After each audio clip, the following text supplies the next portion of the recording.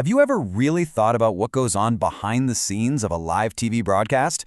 You know, for years, that world was a maze of custom hardware, specialized cables, a language that only a few engineers spoke. Well, that world is changing, and it's changing fast. So let's get into it, because the modern broadcast studio is hiding a pretty big secret. It's basically an IT data center in disguise. And just so you know, this is part 31 of a 40-part series from Virtualization Options LLC. Today, we're really digging into how broadcasting and information technology have completely merged, pulling our insights straight from this chapter of our source material. So, when you picture a broadcast studio, this is probably what pops into your head, right? You've got a sea of monitors, these huge control panels with a million buttons and faders. It's a super specialized, custom-built environment. And yet, for generations, this was the nerve center for TV and radio. Okay, now take a look at this. It looks like a totally standard server rack, the kind you'd see in any office IT closet. But, believe it or not, this is also a broadcast studio. Or, maybe more accurately, this is the brand new heart of one. Pretty much everything you saw in that last slide, all the switching, the routing, the playout, it now lives right here, in this rack. Our source material puts it perfectly. This convergence has been a fundamental transformation. And to really get how deep this change goes, we're going to follow a signal on its journey, right from the moment a camera captures it, all the way to your screen. And you'll see how at every single step, IT principles have completely rewritten the rules. So our journey starts right at the source, with the cameras and microphones in the studio. This is where the magic begins, and it's also where we see the very first massive IT-driven revolution. You see, in the old days, every single thing needed its own dedicated wire. I'm talking one thick cable for video, separate ones for every audio channel, another for camera control. It was just a massive tangled mess of copper. But now, look on the right. All of it, video, audio, data, gets digitized, bundled up into IP packets, and sent down one single standard Ethernet cable. This isn't just tidier, it's an absolute game changer for flexibility. Okay, so all our signals are now just data streams, flying around on a network. So where do they go? Well, they head to the central hub of the entire facility, the router. And this, right here, is where the change from old-school broadcast hardware to IT infrastructure gets really, really dramatic. And wow, this slide just says it all. On the left, that's your traditional broadcast router, a massive, incredibly expensive, purpose-built machine. On the right, a standard enterprise network switch, something you could order online. The reason this is so huge is that by using this everyday IT hardware, studios can now scale up way more easily and for a fraction of the cost. You know, that old method called baseband or SDI routing? It was the gold standard for decades. And it was rock solid, super reliable, because it was a brute force approach. You had a physical connection for every possible combination. But man, was it rigid. If you wanted to add just one more camera, you might have had to buy a whole new, very expensive router. But today's world is built on standards like SNMP SD-2110. And here's the really brilliant part. SD-2110 doesn't just stick a video signal into a network packet. It actually breaks it apart. So video becomes one data stream. Each audio channel becomes its own stream. Captions become another. And this gives producers unbelievable flexibility. You need to send the Spanish language audio feed somewhere else? No problem. You just route those specific audio streams without ever having to touch the video. It's incredible. But wait a minute. This brings up a huge question, right?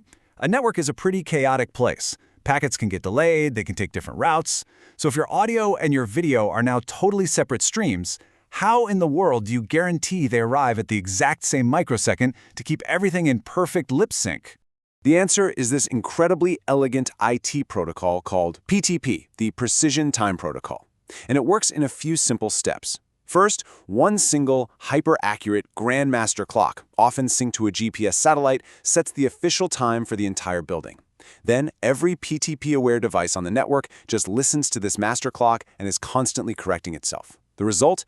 Every single piece of equipment is locked together with sub-microsecond accuracy. It's a brilliant, self-healing timing system built entirely on IT principles. Okay, so our signal is captured, it's routed, and it's all in perfect time. But something has to actually tell it what to do. You know, what commercial to play, what graphic to show, when to roll the next show. That's the job for the brains of the operation, the automation system. Just think of broadcast automation as the ultimate conductor of the orchestra. It's the software making sure the right ad plays at the right time and that the 10 o'clock news starts at exactly 10 o'clock every single day. It's really just a sophisticated application running on a server that's controlling every piece of gear in the facility. And the workflow itself, it's pure IT process management. It all starts with a playlist, which is basically the schedule for the day. The system then double-checks that all the video files are there and ready to go. Then at showtime, it sends out super precise commands. Play this file, cue that camera, switch this source. And all the while, it's monitoring for errors and logging everything that happens. It's a data-driven workflow from beginning to end. All right, we are on the final leg of our signals journey. We have a finished program all switched and ready to go. But we have one big problem. Uncompressed HD and especially 4K video streams are just enormous. They're way too big to send over the air or even through most dedicated fiber links. And this is where video compression becomes absolutely essential. It's a real art form, using these complex algorithms to shrink down file sizes without you noticing. Just look at the data on this slide. A common codec might get a 1080p signal down to 8 megabits per second, but a newer one, like HEVC, can deliver that same quality at just 4 megabits per second. That's half the data. That leap in efficiency is exactly what makes things like 4K TV possible over the internet we already have. But there's no free lunch. Compression is always a trade-off. If you push it too hard to save bandwidth, you start to see these weird visual problems called artifacts. This slide shows a classic one called color banding, where a smooth gradient, like a sky, starts to look all blocky and stepped. So engineers are always in this delicate dance, trying to balance a low data rate with a perfect picture. Finally, our compressed signal has to make that last-mile journey from the studio to a transmitter, which is often sitting on top of a remote mountain. We call this the Studio to Transmitter Link, or STL.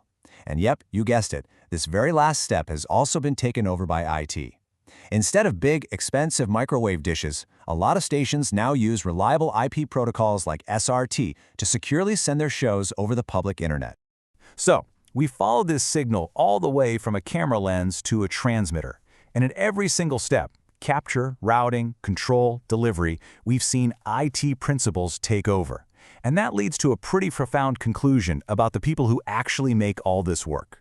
I mean, just look at this list. Network architecture, server virtualization, cybersecurity, storage management. These skills, which used to be locked away in the IT department, are no longer just nice to have for a broadcast engineer. They are the absolute, fundamental, core skills you need to run a modern media facility, period.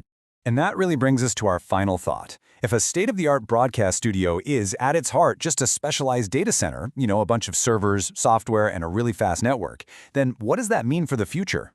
Is the next logical step just to move the whole thing out of a physical building and run it all in the cloud?